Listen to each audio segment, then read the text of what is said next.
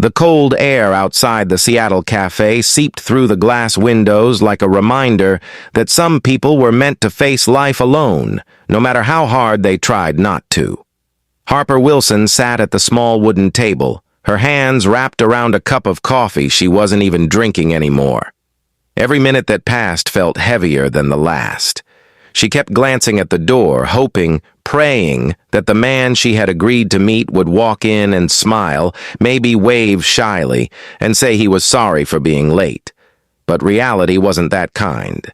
She watched couples laugh at nearby tables, watched families share pastries, watched strangers move on with their normal lives, while she sat stuck in the familiar ache of being unwanted.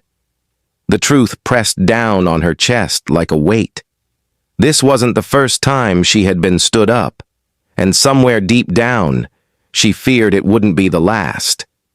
If you're watching this, and you believe in kindness, in second chances, and in love that finds us when we least expect it, please don't forget to like, comment, share, and subscribe.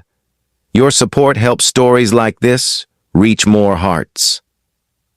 Harper tried to smile at the barista who passed by, but even that smile trembled. She had promised herself she would try dating again, even though her past relationships had left bruises she couldn't show. Her last boyfriend, Darren, had walked out of her life after 2 years together, telling her she was too much work and emotionally exhausting. Those words still stung every time she looked in the mirror. So when her friend convinced her to try a blind date with a supposedly good Christian dad named Matthew, she had forced herself to be hopeful. But now, sitting alone in a warm cafe that felt colder by the second, she wondered why she had expected anything different.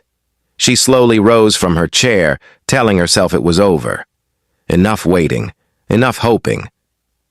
She slid her purse strap over her shoulder and turned toward the door. But then something unusual happened. 2 little boys wearing matching red jackets rushed inside, their curls bouncing as they scanned the cafe with urgency. They couldn't have been more than 7. They looked around until both of them locked eyes with her at the same moment, and then, without hesitation, they ran straight toward her table. Before Harper could understand what was happening, one of the boys gently tugged her sleeve while the other climbed onto the seat across from where she had been sitting. Their faces were flushed from the cold, but their eyes sparkled with sincerity. The boy beside her touched her hand lightly and said in a soft voice that shook her heart, "Dad picked you, not anyone else." The other nodded firmly and added, "He's sorry he's late. Really sorry." Harper froze. She didn't know whether to laugh, cry, or run.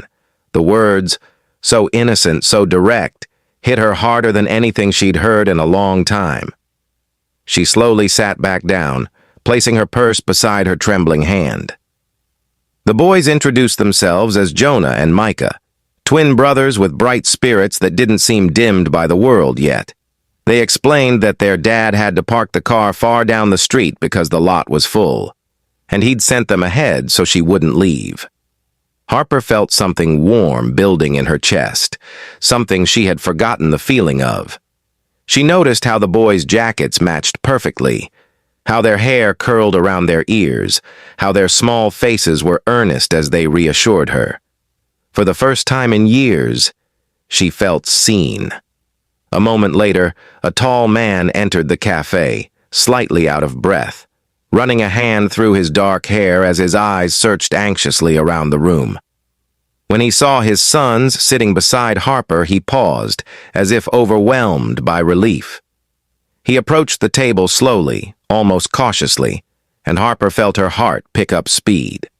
The man introduced himself as Matthew Hayes, her blind date. He apologized sincerely, explaining how the morning had gone wrong, how he'd spilled coffee on his shirt, how traffic had been backed up for miles, and how he had been terrified that she'd think he wasn't serious. Harper listened, surprised at how gentle his voice was and how much sincerity lived in his eyes.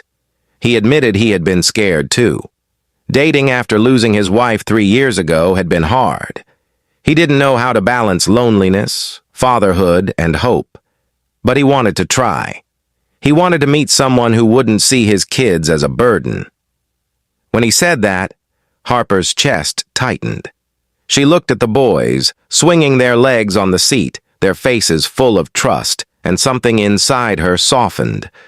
The cafe suddenly felt warmer. The minutes turned into an hour as they talked. Harper shared little pieces of her life, the good parts and the ones that had hurt. Matthew listened quietly, compassion shaping every expression on his face. His sons giggled as they told her silly stories about their school, their dog, and how their dad always burned pancakes. Harper found herself laughing, really laughing, the kind she hadn't experienced since before heartbreak had settled into her bones. The afternoon light shifted, painting the table with a pale glow. Matthew asked if she wanted another cup of coffee, and she said yes, surprising even herself. But it wasn't just the coffee she was saying yes to. It was warmth, connection, possibility. She watched the way Matthew looked at his boys, how much affection lived in his eyes, how tenderly he adjusted Jonah's collar and wiped chocolate from Micah's cheek. She hadn't seen a man this kind in a long time. She wondered if kindness was still allowed to exist in her life. Outside, the wind brushed softly against the window, scattering a few leaves that clung to the sidewalk. Inside, Harper's heart felt like it was slowly learning how to breathe again. As the hours passed, something changed. It was subtle at first, a feeling that maybe life hadn't abandoned her completely. Matthew confessed that he had almost canceled the date because he was afraid she'd reject him once she realized he came with a full package. Harper looked at the boys again and whispered that they were the most beautiful part of him. Matthew's eyes glistened for a moment before he looked down, overcome. The boys asked if Harper would walk with them to the nearby park before they headed home. Harper hesitated, afraid of letting herself get attached too fast. But Matthew's hopeful smile broke down her resistance. They walked side by side, the twins running ahead as leaves crunched under their feet. Harper felt a peace she wasn't prepared for. The park, the chilly breeze, the sound of children laughing. It felt like a world she had once belonged to and was slowly returning to. Matthew watched her as she pushed Jonah on the swing and helped Micah zip up his jacket. Something in him softened too.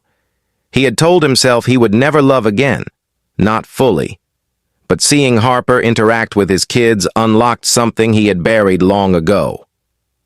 When the sun began to set, he insisted on walking her to her car. The boys clung to her legs as if they had known her far longer than just a few hours. Harper squeezed them gently, her eyes misting. She hadn't realized how deeply she had needed affection, belonging, and simple human warmth.